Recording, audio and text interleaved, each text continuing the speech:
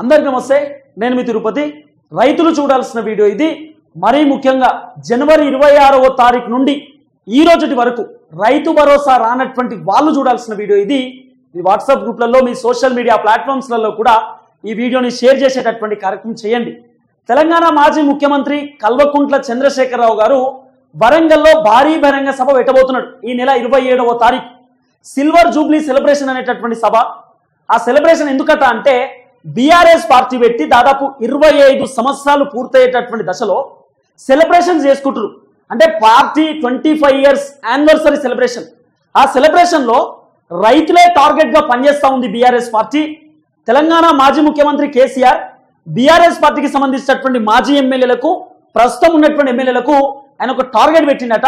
పల్లా రాజేశ్వర రెడ్డికి, సబితా ఇంద్రారెడ్డికి, ఎర్రబల్లి దయాకర్ రావుకు, గంగుల కమలాకర్ కు, పాడి కౌశిక్ రెడ్డికి, అక్కడ ఉన్నటువంటి కొంతమంది మాజీ ఎమ్మెల్యేలు ఎవరైతున్నారో లోకల్ కు సంబంధించినటువంటి బీఆర్ఎస్ పార్టీ లీడర్లు వాళ్ళందరికీ చెప్పినట్ట దాదాపు 119 నియోజకవర్గాలు 33 జిల్లాలలో రైతులను తీసుకురావాల్సిందే, రైతులకు వాస్తవాలు చెప్పాలి, నిజాలు చెప్పాలి, రైతులను ఎట్టి పరిస్థితులలో మీరు సభ దగ్గరికి తీసుకురండి, మన సభలో ఎక్కువ శాతం రైతులే ఉండాలనేటటువంటి ఒక టార్గెట్ పెట్టుకున్నట కేసీఆర్.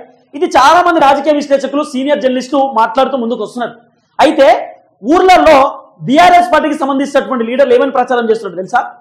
27వ తారీఖు కేసీఆర్ సభ ఉన్నది.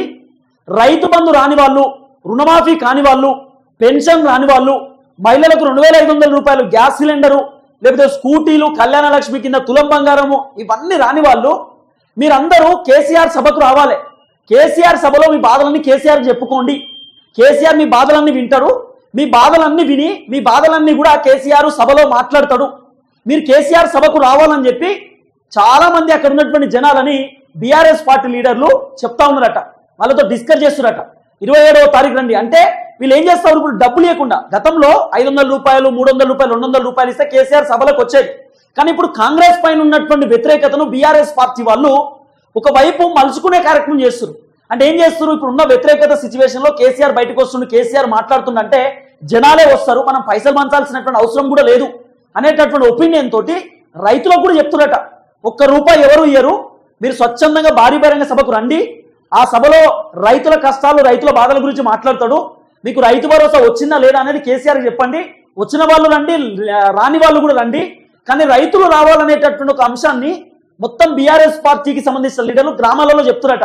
27వ తారీఖు ఏం పనులు పెట్టుకోకుర్రి, రైతులు అందరం కలిసి మనం సభకు పోదాం, సభలో కేసీఆర్ తో మాట్లాడదాం, కేసీఆర్ మన గురించి మాట్లాడతాడు, కేసీఆర్ ఏం చెప్తాడో విందాం. చాలా రోజుల తర్వాత కేసీఆర్ మాట్లాడుతున్నాడు. అప్పట్లో కేసీఆర్ ఉన్నప్పుడు రైతు బంధు ఇచ్చేది, పెన్షన్ ఇచ్చేది, టైంకి ఏదో ఒకటి మనకు వచ్చేది, సప్పో చేసి ఇచ్చిండు. రేవంత్ రెడ్డి వచ్చినాక మన పరిస్థితి ఏందో మీరు చూస్తున్నారు కదా. కాబట్టి రేవంత్ రెడ్డిని అడిగేటోడు అంటే కేసీఆర్ ఒక్కడే అడుగుతాడు. మన బాధలన్నీ కేసీఆర్ చెప్పుకుందాం అని చెప్పి 27వ తారీఖు మనం అందరం పోవాలి అని చెప్పి బీఆర్ఎస్ పార్టీ లీడర్లు రైతులకు చెప్తున్నారట. రైతులు కూడా ఇప్పుడు రచ్చబండ కాడ సాయంత్రం కూర్చుంటారు కదా, మన రైతన్నలు, ముసలోళ్ళు, వాళ్ళు వీళ్ళు కూర్చుంటారు కదా. కూర్చున్నప్పుడు ఊళ్ళో పెద్ద చర్చ నడుస్తుందట. 27వ తారీఖు కేసీఆర్ మీటింగ్ ఉందట కదా, మరి పోదామా అన్న అంటే పోదాం, మనకు రైతు బంధు రాలే, రుణమాఫీ కాలే, పెన్షన్ కాలే, పంట బోనస్ 500 రూపాయలు రాలే, కౌలు రైతులకు 12,000 అన్నది ఇయ్యలే, మనకు సబ్సిడీ లేదు, పోనీ మనకు ఎరువులు కూడా చక్కగొత్తలేవు, తర్వాత మనకేంది కల్తీ విత్తనాలు ఇస్తున్నారు, అంత ఆగమాగం ఉంది తెలంగాణ పరిస్థితి. ఒకసారి పోదాం, ఏడికైతే ఆడికే, మనం మొత్తం పంట ఎండిపోయింది, మనం కాళేశ్వరంలోకి వెళ్ళి నీళ్ళు వస్తాయని చెప్పి నీళ్లు కూడా వస్తలేవు, మొత్తం కాలువలన్నీ ఎండిపోయినాయి, మనం మోటార్లు పెట్టుకుందాం అంటే కాలువలలో నీళ్లు కూడా లేవు అని చెప్పి రైతులు ఊరిలో పెద్ద చర్చ పెట్టుకుంటారు. రైతులందరూ రైతులకు సంబంధించి ఒక కమిటీ పెట్టిండు కేసీఆర్ అప్పట్లో, ఆ రైతు వేదిక అని చెప్పి. ఆ రైతు వేదికలో కూడా సాయంత్రం పూట కూర్చుంటారట, కూర్చొని మాట్లాడుకుంటారట, ఏం చేద్దాం, ఎట్లా చేద్దాం, మరి కేసీఆర్ ఏదో మీటింగ్ ఉందని చెప్పి వాళ్ళు వీళ్ళు చెప్తున్నారు బీఆర్ఎస్ వాళ్ళు, మరి పోదామా ఏందని చెప్పి పెద్ద చర్చ పెడుతున్నట ఊళ్ళే. కాబట్టి రేవంత్ రెడ్డి కొంప మునిగేటట్టే ఉంది ఇక్కడ ఇదంతా చూస్తుంటే. ఇప్పుడు రైతులందరూ కనుక బీఆర్ఎస్ పార్టీ భారీ బహిరంగ సభకు అటెండ్ అయ్యారు అనుకో, కేసీఆర్ ఉత్తగానే ఉంటాడా, గిచ్చి కయం పెడతాడు కేసీఆర్ కథలు మీకు తెలుసు కదా.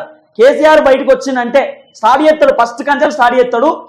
బీఆర్ఎస్ ఉన్నప్పుడు రైతు బంధు టకీ టకీ అని చెప్పి మీ అకౌంట్లో టింగు అని పడే కదా, 5,000 రూపాయలు ఎకరానికి పడుతుండే కదా, 1 కోటి మంది రైతులకు ఇచ్చిన యాదికున్నదా మీ అందరికీ అని చెప్పి కేసీఆర్ మాట్లాడతాడు.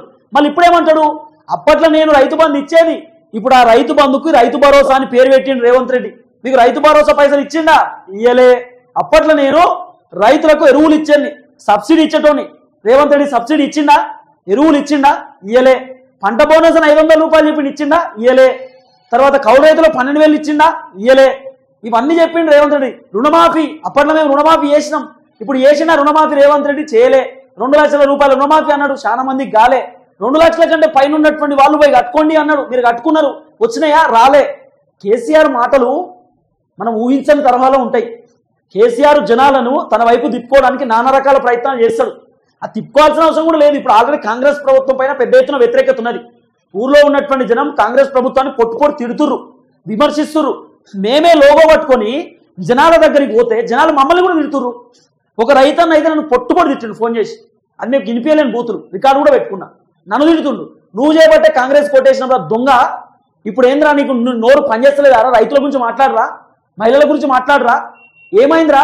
మాకు జాబ్ నోటిఫికేషన్ లేవు, ఉద్యోగాలు లేవు, మా పిల్లలు ఇబ్బంది పడుతుర్రు, మా పిల్లలు ఫైల్ పట్టుకొని రోడ్ల మీద తిరుగుతుర్రు, మాట్లాడరా విధవా అని చెప్పి నన్ను తిడుతుర్రు. నన్ను కూడా తిడుతురు, విధవా అంటారు, తిడుతురు, నోటుకొచ్చిన బూతులు తిడుతురు జనాలు నన్ను. ఎందుకంటే కాంగ్రెస్ అధికారంలోకి రావడానికి క్రియాశీలక పాత్ర పోషించడం మేమంతా సోషల్ మీడియా వల్ల. మమ్మల్ని అందరినీ విమర్శిస్తురు, తిడుతురు జనం. అవన్నీ పడాలి, తప్పదు కదా. ఏదో అద్భుతాలు చేస్తుంది కాంగ్రెస్, భూకంపం మొదలు కొడుతుంది అనుకున్నాం. సీన్ కట్ చేస్తే కాంగ్రెస్ పర్ఫార్మెన్స్ చూసిన తర్వాత మేమే నెత్తిపట్టుకోవాల్సిన పరిస్థితి. గింత అధ్వానం ఉంటుందా, గింత దారుణం ఉంటుందా అని చెప్పి మేమే అనుకుంటున్నాం. అంటే ఓవరాల్గా కాంగ్రెస్ పార్టీ బద్నాం అయ్యేటటువంటి అవకాశం కనబడుతున్నది. ఎందుకంటే ఆల్రెడీ బీఆర్ఎస్ పార్టీ వాళ్ళు మొత్తం సర్క్యులేట్ చేసినట్ట, సోషల్ మీడియాలలో వాట్సాప్ గ్రూప్లలో కూడా పెడతా ఉన్నారట. 27వ తారీఖు ఎట్టి పరిస్థితుల్లో కేసీఆర్ సభకు మనం రావాలి, మన బాధలన్నీ కేసీఆర్ చెప్పుకుందాం. కేసీఆర్ రైతుల గురించి ఏం మాట్లాడుతారో వినండి. ఆయన ప్రతిపక్షంలో ఉన్నాడు, రేవంత్ రెడ్డికి సలహాలు సూచనలు చెప్తాడు. మీ బాధలు కూడా రేవంత్ రెడ్డికి అర్థమయ్యేటట్టు కేసీఆర్ మాట్లాడతాడు. మీరు అందరూ రావాలని చెప్పి రైతులను మోటివేట్ చేస్తారు బీఆర్ఎస్ వాళ్ళు. మోటివేట్ చేసి వీళ్ళందరినీ 27వ తారీఖు సభకు తీసుకోపోయేటట్టే కొడుతున్నారు. రైతులు ఎంత పనిలో ఉన్నా కూడా కేసీఆర్ వస్తుండే ఏదో మాట్లాడుతున్నా క్యూరియాసిటీ ఉంటుంది రైతులకు, ఆ తాపత్రయం ఉంటుంది. ఆ తాపత్రయంతో పోతారు వీళ్ళంతా. కాబట్టి ఒకవేళ పోతే రేవంత్ రెడ్డి మాత్రం డ్యామేజ్ అవుతుంది. ఎందుకు చెప్తున్నా ఈ మాట అంటే, కేసీఆర్ ఉత్తగానే ఉండడు కదా, ఊక కూర్చునేటటువంటి వ్యక్తి కాదు. ఏదో ఒక పంచాయతీ పెడతారు, కొత్త కొత్త పంచాయతీ ఉంటాయి కేసీఆర్ తాన.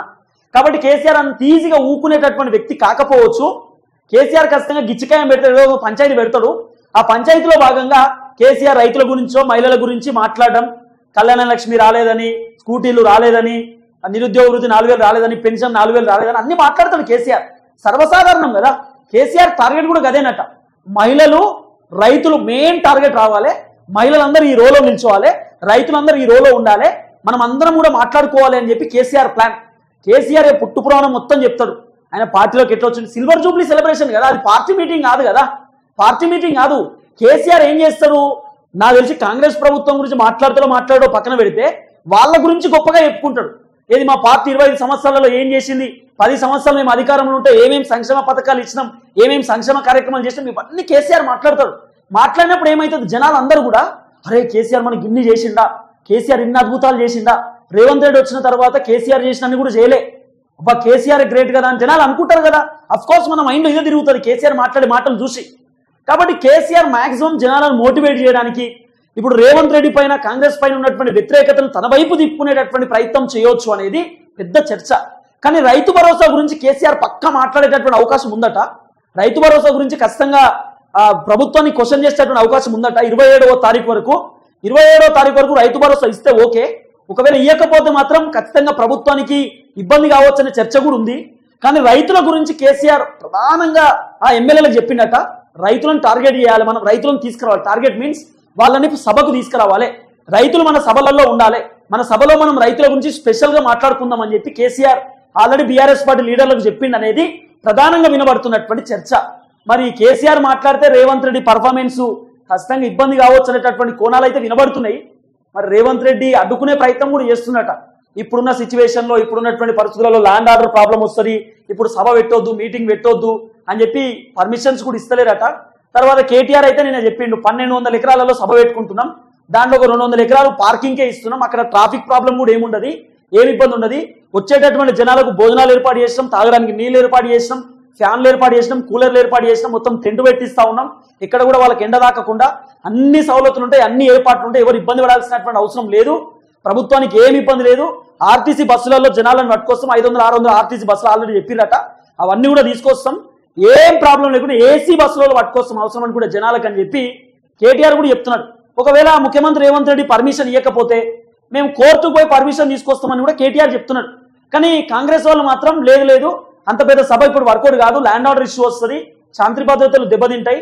మీరు ఏమన్నా సిల్వర్ జూబ్లీ సెలబ్రేషన్ చేసుకోవాలంటే మీ పార్టీ ఆఫీస్లో చేసుకోండి, అది మీ అధికారిక పార్టీ కాబట్టి మీరు ఏదైనా చేసుకోండి, మాకు సంబంధం లేదు, కానీ బయట ఇబ్బంది అవుతుందని చెప్తురట. మరి ఈ సభ నడుస్తుందా నడవదా అని సస్పెన్స్లో ఉంది.